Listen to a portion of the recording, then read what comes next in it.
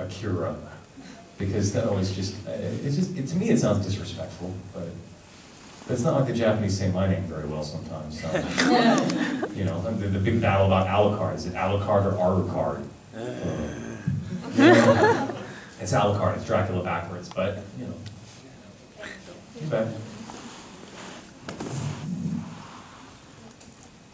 Okay, when you guys are recording, in this instance Naruto, do you actually follow the manga, or are you really fans of Naruto? And if so, are you up to date on everything? Do you do your research on a certain type of character and then try to imagine how that character feels in the manga, or how he will, does it affect the evolution of the character through the series?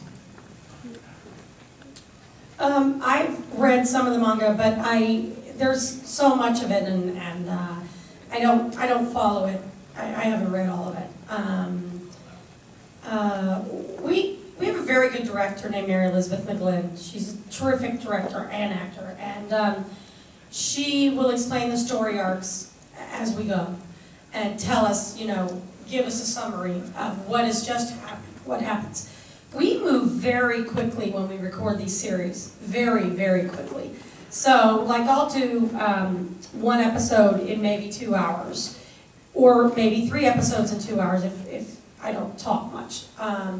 So, you know, it's almost like there's not enough time. I mean, I could definitely read the manga, but I generally don't, because I play the moment as I play the moment. And for Naruto, it's like, you know, I gotta get where he's coming from now. But I don't do other animes, so I'll let you. I specifically do not read the manga. As much as I try to be as authentic as possible with the Japanese, I do not read the manga because I'm not performing the manga. I'm performing in the anime. And the anime usually differs from the manga. And so I want to make sure that I'm looking at the anime and making the anime work.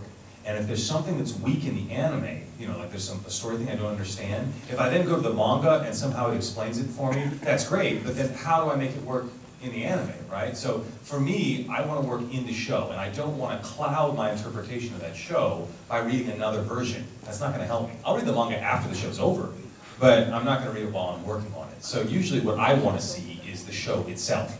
But with something like Naruto, we are working too fast, and there's no time for me to see the show itself usually. And so that's when we have to depend on Mary Elizabeth, who's a wonderful director. But with shorter shows, and especially if I'm directing the show, I will do my, wow, now suddenly there's a hum. I will do my best to watch the show ahead of time so I can plan it out. As an actor, it's a little easier. You can depend on your director more to make sure that they've got your back and they know how to help you through the scene. Because there's a difference between, as an actor, being in the moment and playing the scene and knowing the entire backstory of the show. The entire backstory of the show can be really good research, but you have to actually play the character in the moment, in the scene.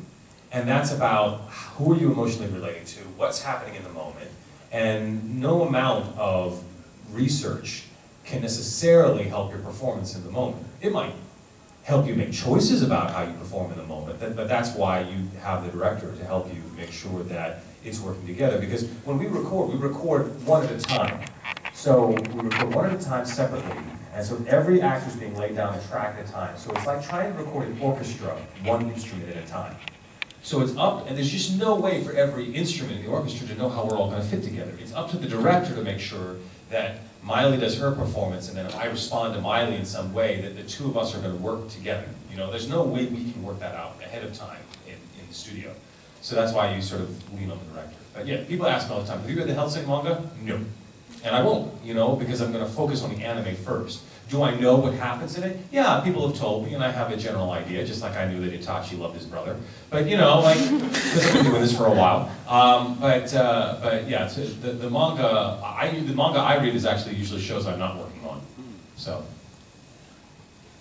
you bet.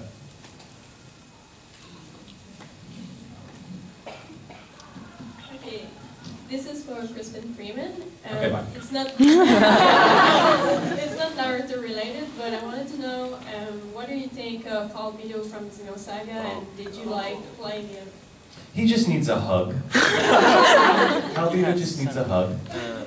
It's very interesting because Albedo was one of the first major video game characters I had ever played. I started working in anime primarily as a voice actor. And then what happens when I got to LA, a lot of the anime recording studios were also doing video games. So once they realized that I was, you know, pretty good at this anime thing, they said, hey, do you want to come audition for these video games? And one of the earliest video games I auditioned for was Xenosaga. I was not aware how popular the game was, and when they had me audition for this crazy villain, I just sort of went for it and did the best thing that I could. And I remember recording and going, wow, this guy's nuts. But you know, I'm just doing my best and trying to be a good actor and make sure I'm giving everybody what they want. It was only after we did that first game that suddenly, like, fandom exploded, and we're like, oh my god, Albedo, da-da-da. I'm like, I was just trying to do my job, you know? I was just trying to do the best I could in the moment. And so it's afterwards that I go back and I look and I go, oh, well, that's interesting. And then, of course, they had me play Negredo as well. And then in the second game, my two characters talk to each other over a mind link. And I'm like, thanks, guys. All right. How are we going to make this work? And then, of course, it's all alchemically based, because each one of the three characters are the stages in the process towards the Philosopher's Stone, the Negredo, the Albedo, and the Rubedo. And there's a whole alchemical thing going on there that I didn't realize until afterwards. And I went, oh, I see what they're doing. Yeah, but at the moment, I just, you know, wanted to kill little girls? I don't know. I mean, Albedo's just a crazy dude who is just, he's just maniacal. And I have a lot of fun playing those characters. It's typecasting. Yeah, it's pretty cool. Yeah. Thank you. You bet. I was wondering if you do some of the hand sign from kids. No.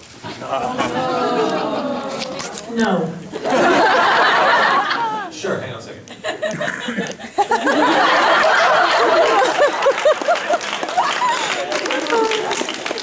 Right? I mean, you're all under a spell now. It takes 72 hours before you can leave this room. I tried to do them, and kids would come and be like, "This is how you do it," and I was like, "Okay,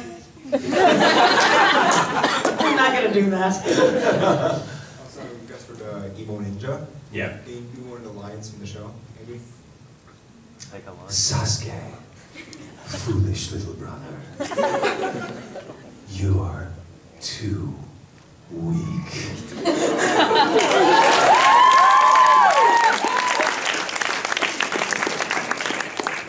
Hi, so you guys have both worked on anime. You a lot, you, Naruto. What's your favorite anime or manga to watch and read? Naruto.